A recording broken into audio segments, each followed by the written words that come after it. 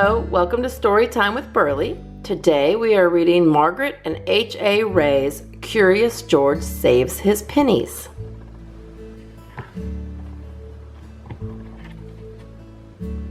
Margret and H.A. Ray's Curious George Saves His Pennies. Written by Perez.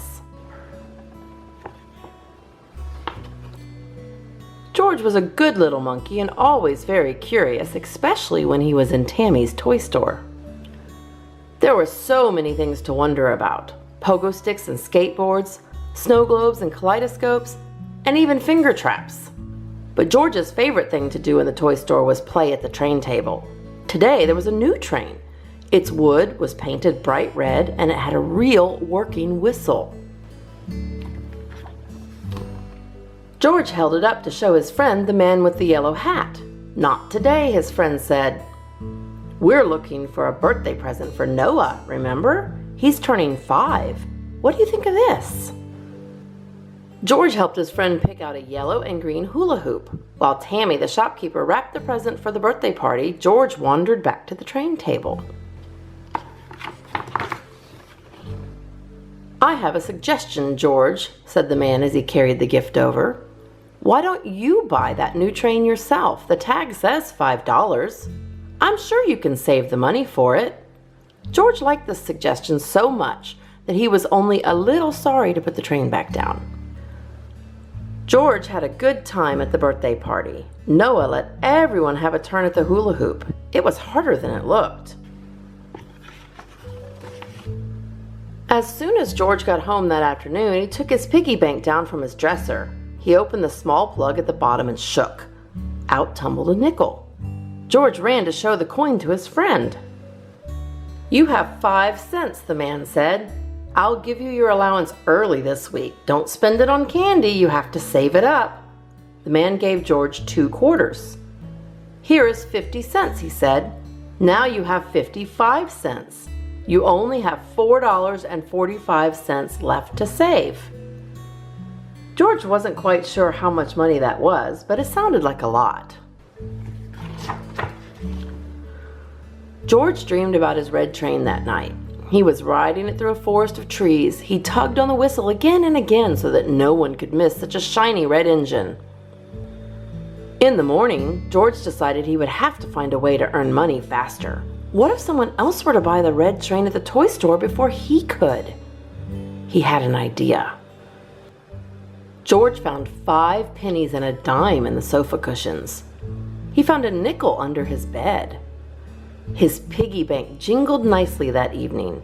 He had 75 cents saved. 1 more quarter and he would have $1. The next morning, George had another idea. He would get a job. Lucky for George, his neighbor Mr. Reddy needed help raking leaves. George worked all morning long, gathering armfuls of red, brown, and gold leaves to add to a growing pile in the center of the yard. Mr. Reddy brought out lemonade for the 2 to share. While his neighbor rested on the sun porch swing, George climbed a tree. The pile of leaves looked tempting from above. George wondered what would happen if... Before he finished wondering, he had swung out of the branches and right into the center of the pile. The leaves crunched and crumbled and swooshed and swirled. What an adventure! What hard work it was raking the leaves back up. But at the end of the day, Mr. Reddy paid him $2. George had $2.75 saved. That was almost $3.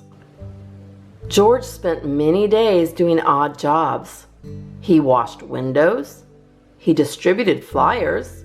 He delivered flowers. He did dishes.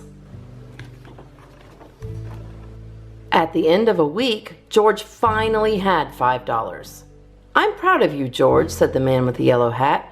"You saved all that money by yourself. You've sure earned that train."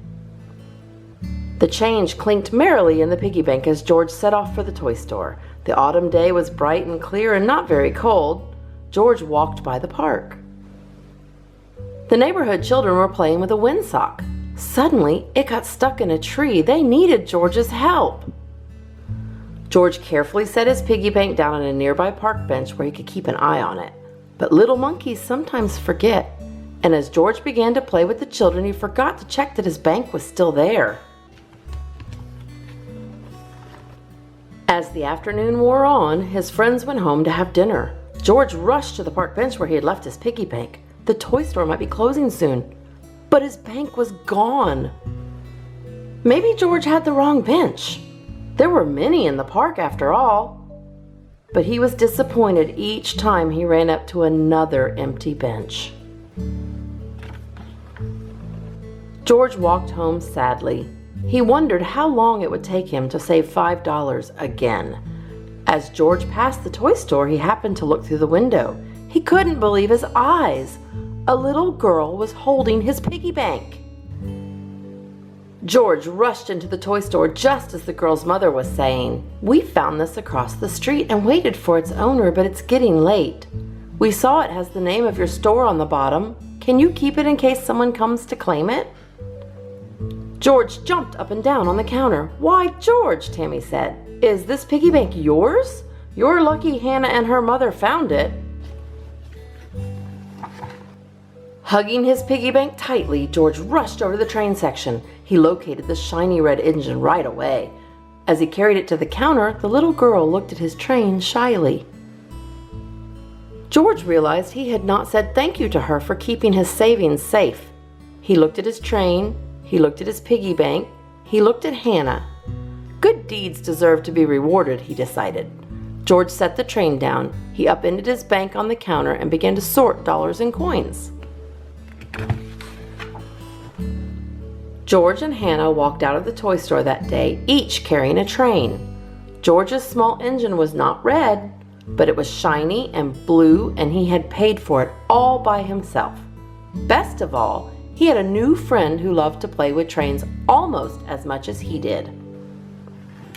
The end.